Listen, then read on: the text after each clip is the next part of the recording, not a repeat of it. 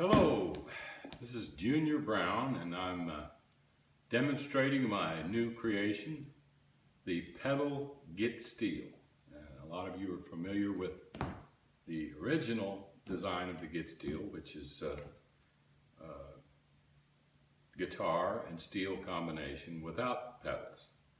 And I wanted to design this particular instrument to be able to play both guitar and steel guitar and not have anything missing. And so it can do pedal steel and it can do guitar as well. And I'm particularly grateful to the people who helped create this. Dwayne Mars, who worked for Showbud for many years, and he has passed on, and this was the last project he worked on. And Michael Stevens, who created the original Git Steel, he added the guitar part. Dwayne did the Showbud style steel guitar part, and Michael added the guitar, which, as you can see, is sort of a stick that comes out, and it sounds very good because, believe it or not, it's very rich sounding for a little stick. It's made of mahogany, which is a very warm, thick wood. This part is. And as you can see, it has mimicked the design of the Showbud steel. So we have all the electronic switching and so forth going on inside this box. These are volume controls. This here was a volume control. I'm thinking of adding it back on there because I'll explain later. But I'd also like to thank all you folks at the Dunlop Company for providing me with this new innovation, a mini volume pedal, which I use for my elbow. It's a first. And as you can see, I use the volume pedal for the guitar part, but for the steel guitar part, the floor volume pedal, I should say. And I use the mini volume pedal on my elbow for the steel guitar. Because if I was doing this, where would I stand? That's why all pedal steel players sit down. And the whole point of this was to design an instrument where I could stand up and sing at the same time. I'm not going to sing right now, but I'm very grateful to Brian Kehoe and all the folks at R&D and everyone at Dunlop for providing me with this great little mini. It's the first one. It's the prototype, and I waited for them to develop that before I could put it on the guitar. I had ordered a couple of other mini volume pedals on the market, and they weren't any good. They didn't work very well. It was sort of an on-off switch, is what you don't want. Steel guitar players know that. It's not an on-off switch. It's a volume pedal, and I will demonstrate that right now. So you're playing the steel guitar. Here are your pedals. And here's your volume pedal. And you play the volume pedal is used to keep the sound even as it dies out, and that's why it's so important for a steel player to have one. And it gives swells. See? Now I also have something on this volume pedal where I can have it. You can hear it's even without hitting it. You can hear the strings. Now I can adjust that right underneath. Michael built this pedestal here that holds it, and I've got a little, you can see there's a little control on the bottom of this. It's spring loaded. We added a spring to it, so it would only have to be one motion with my elbow. I wouldn't have to, try and do two motions. And the little knob will allow me to turn it all the way down if I want. See? Oh, it's almost all the way down. There. There we go. Or I can have a little bit open just by turning this. And I like to leave it open, and I'll explain why. I have to have a little bit going before I push the volume pedal, and I'll explain why in a minute. Now, I will play something simple. I don't want to get fancy with it and show-offy with it because I'm just demonstrating how it works. I'm not trying to give a concert here, but I want you to see.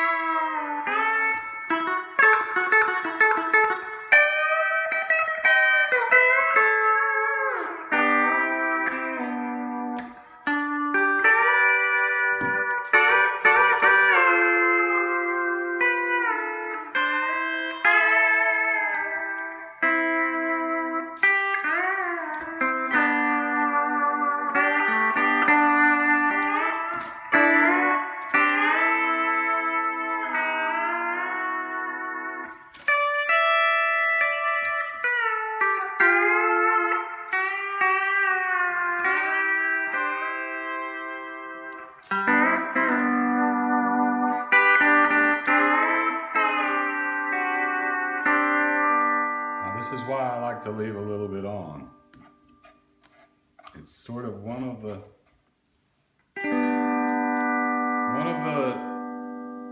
disadvantages that I plan to work out later, because you gotta have a little bit on to do your harmonics up here.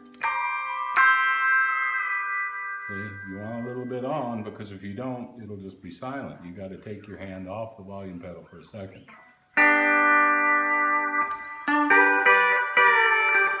Well, I've made it work like that.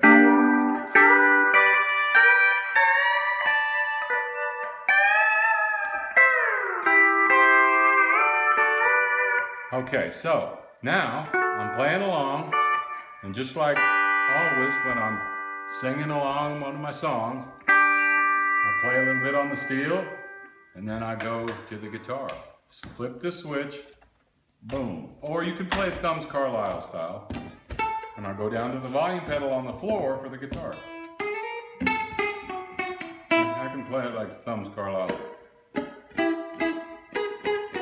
Not very well, but anyway. Pull it up here. See, it's got a very rich sound.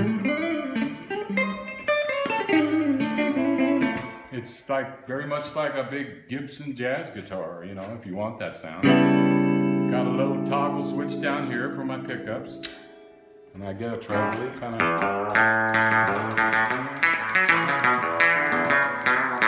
I can get that sort of treble sound.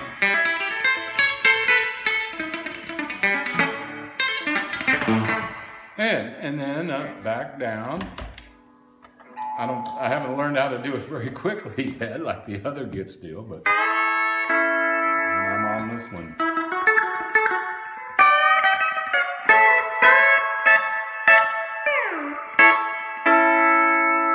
And just a little bit of trivia here, I added a pedal that I don't use knee levers. I had put some knee levers on, and I had Dwayne put some knee levers, and they had extenders on them so I could reach them, but it was too much.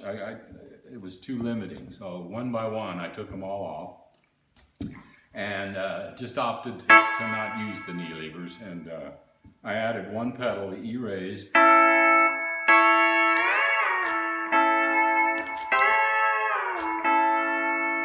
can see it's on the end here. And that's what a knee lever would do. It would give you that, usually guys use 4 knee levers, but I've replaced it with a pedal that just does the one. And you noticed a minute ago, I do things to get around having the knee levers. I just, whoops, wrong pedal. Things like that. You know, see. Now I can push this halfway down and I can get like a, I get 2 pedals down, find the sweet spot, kind of tune it with your ear, see if I go up. That's not what I want. But that's very knee lever like, you know, this to lower this one. See, so.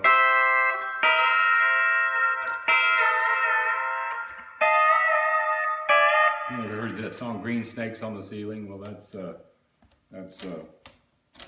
Weldon Myrick using a knee lever. Well, I don't do that. So you find ways to get around not having the knee levers, but I don't seem to need them.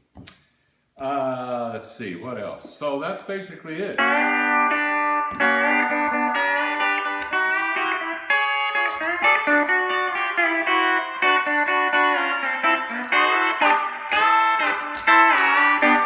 Yeah, so, and then as quickly as we can, boom.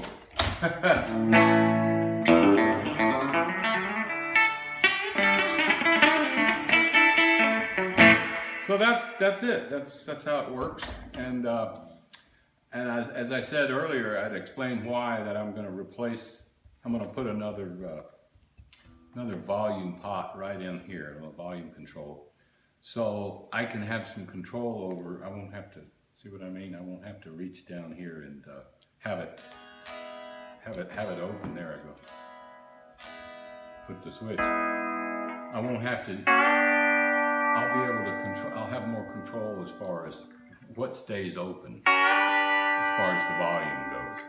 I can have this all the way turned off and then have some more control with it. So I may put one back on there.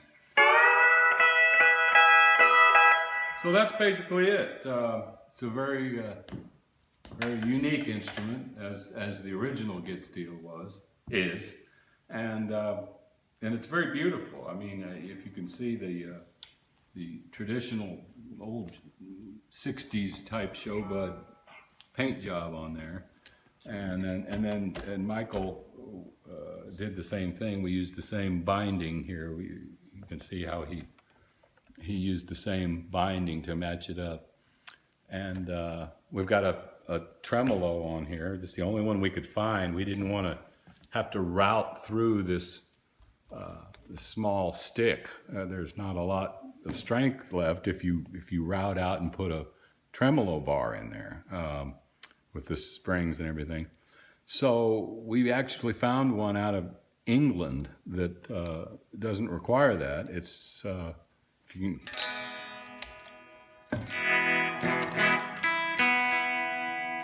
lost my tuning.